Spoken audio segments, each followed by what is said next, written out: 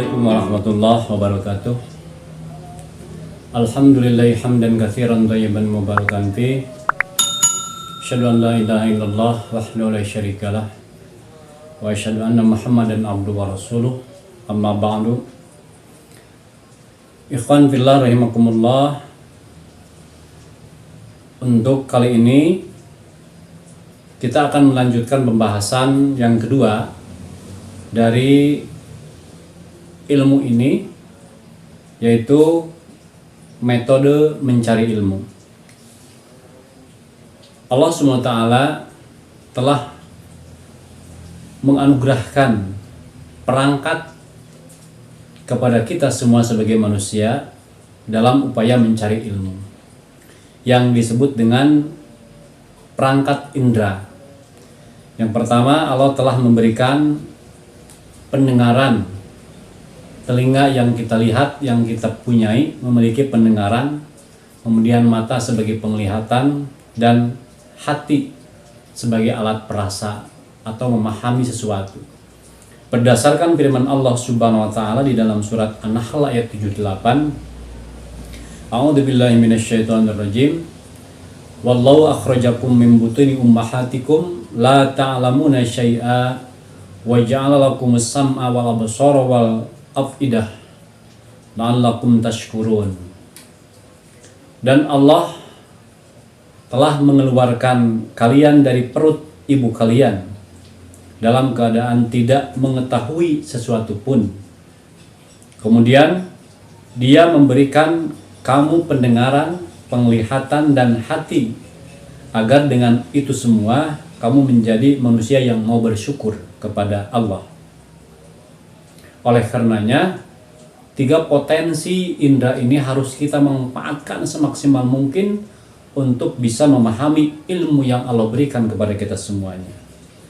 Tetapi jika tidak digunakan dengan semestinya, Allah mengancamnya sesuai dengan ayat 179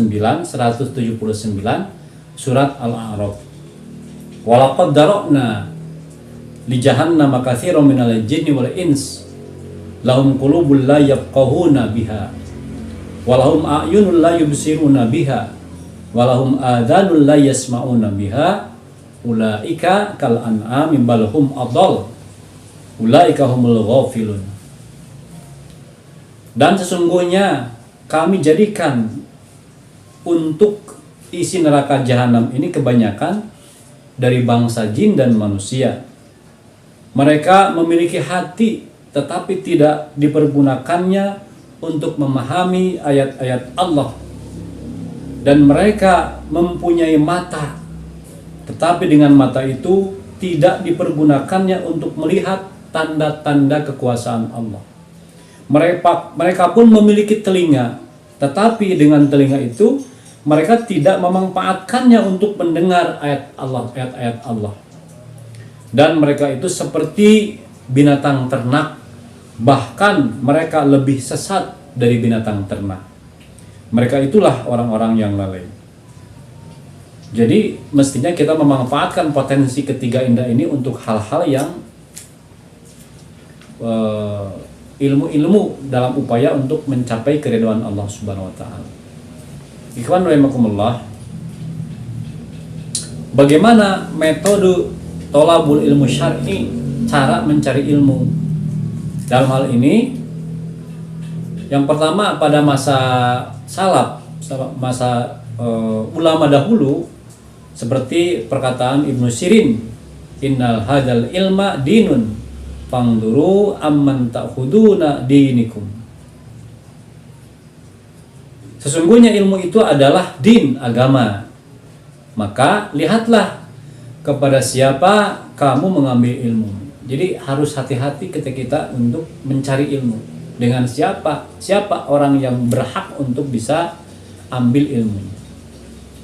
Jadi para ulama salaf dahulu ini tidak menuntut ilmu kecuali kepada ahlinya, yaitu para ulama yang sikoh, yang terpercaya dan termasyhur dalam bidang ilmunya, sehingga mereka mengadakan rihlah ke tempat-tempat yang jauh dalam upaya thalabul ilmi. Dalam hal ini Ibnu Abbas berkata, Katanya, dulu kami jika mendengar seorang berkata Rasulullah bersabda begini, maka kami cepat-cepat memperhatikan dan mendengarkannya. Akan tetapi setelah terjadi kesulitan pada manusia dan mereka mempermudah urusan dalam hal agama, terjadinya banyak fitnah, maka kami tidak mengambil dari mereka kecuali orang-orang yang benar-benar kami ketahui kesyikohannya. Khatib al-Baghdadi berkata, idza arada ayyaqtasira 'ala sima min ba'dil ulama fayanbaghi ayatahayyaru al-masyhur minhum bil iltiqan wal ma'rifah bil ittiqan wal ma'rifah. Jika seseorang hendak belajar hanya kepada beberapa ulama saja, maka hendaklah ia memilih para ulama yang sudah masyhur ketekunan atau kejelian dalam ilmunya. Kemudian Ibrahim An-Nakhai menguatkan juga, kanu idza atau rijala liyakhudu anhu nadaru ila halatin thumma ya'khuduna minhu.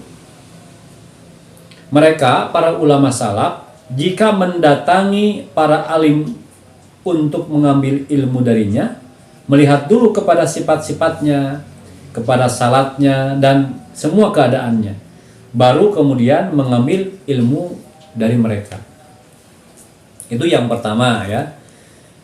Nah, adapun pada masa kini, masa sekarang, sedikitnya ulama pada masa kini terutama yang sampai derajat mujtahid menjadikan sulitnya thalabul ilmi untuk bisa bermulazamah kepada mereka seperti yang pernah dilakukan oleh para salaful ummah, ulama-ulama terdahulu. Ini dikuatkan oleh Rasulullah SAW di dalam hadisnya, inna min asyratis sa'ah ayyaqilal ilmu wa yadharul jahlu. Sesungguhnya di antara tanda-tanda dekatnya hari kiamat itu adalah sedikitnya ilmu dan tersebarnya kebodohan. Hadis riwayat Imam Baihaqi. Nah, sementara di dalam riwayat Muslim lebih jelas lagi bagaimana sedikitnya ilmu itu dijelaskan. Qala Rasulullah SAW, innallaha la yaqbidul ilma intiza'an yantazi'uhu minan nas, walakin yaqbidul ilma biqabdil ulama hatta idza lam yatruk aliman akhadan nas ru'usan juhalan fasu'ilu fabtu biwari ilmin fadallu adallu. Sesungguhnya Allah tidak akan mengangkat ilmu dengan seketika sekaligus dari manusia, tetapi dengan cara mematikan, mewafatkan para ulama. Sampai apabila tidak tinggal seorang alim pun, manusia akan mengangkat pemimpin yang bodoh, yang ketika ditanya ia akan berfatwa tanpa ilmu, maka ia sesat dan menyesatkan mereka itu. Ini sangat bahaya. Untuk zaman sekarang sudah jelas ya bahwa tersebarnya fitnah karena kebodohan manusia yang mengangkat pemimpin bodoh sehingga mereka mendapatkan kesesatan-kesesatan. Ikhwan fillah rahimakumullah. Adapun bagi talibul ilmi syar'i, para pencari ilmu syar'i, cara terbaik dalam mempelajari ilmu din ini adalah sebagaimana yang disampaikan oleh Syekh Utsaimin. Hendaklah para talibul ilmi ini memulai dengan cara-cara sebagai berikut. Yang pertama, dimulai dari kitabullah beserta tafsirnya. Jadi mempelajari Al-Quran beserta tafsirnya, seperti mempelajari Al-Quran melalui tafsirnya Syekh Ibnu Katsir, karena itu lebih mudah untuk kita pelajari dan kita pahami. Di mana tafsir Ibnu Katsir ini sifatnya Al-Quran diterangkan dengan Al-Quran, Al-Quran diterangkan dengan hadis-hadis Rasulullah. Juga ada asbabun nuzulnya, ada asbabul wurudnya, jadi lebih cepat untuk memahami isi maksud daripada kitabullah dan tafsir yang lainnya juga. Kemudian juga kita mempelajari sunnah atau hadis Rasulullah yang sahih, seperti hadis yang ditulis oleh Syekh Sahih Bukhari Muslim, ya, oleh Sunan Arba'ah, Tirmidzi, An-Nasai, Imam Ahmad, Ibnu Hibban. Kemudian juga ada kitabnya Fathul Bari dan Nailul Autor sebagai rujukan yang lainnya. Dan yang ketiga baru kita mempelajari kitab-kitab fikih para ulama seperti Al-Majmu' karangan Imam An-Nawawi, kemudian Al-Mughni karangan Ibnu Qudamah. Itu yang ketiga. Tahapan yang keempat, kita juga mempelajari kitab-kitab para ulama yang memiliki otoritas keilmuan yang tinggi seperti Syekh Ibnu Taimiyah atau Syekh Ibnul Qayyim Al-Jauzi. Dan yang kelima, kitab-kitab ma'asyir karangan para ulama yang merujuk pada ulama salaf. Itu referensi yang disarankan oleh Syekh Utsaimin dalam upaya mencari ilmu syar'i. Ikhwan fillah rahimakumullah, untuk sesi metode mencari ilmu yang pertama ini barangkali cukup di sini, mudah-mudahan bisa difahami oleh semuanya. Kurang lebihnya mohon maaf. Billahi taufiq wal hidayah, walhamdulillahirabbil alamin. Wassalamualaikum warahmatullahi wabarakatuh.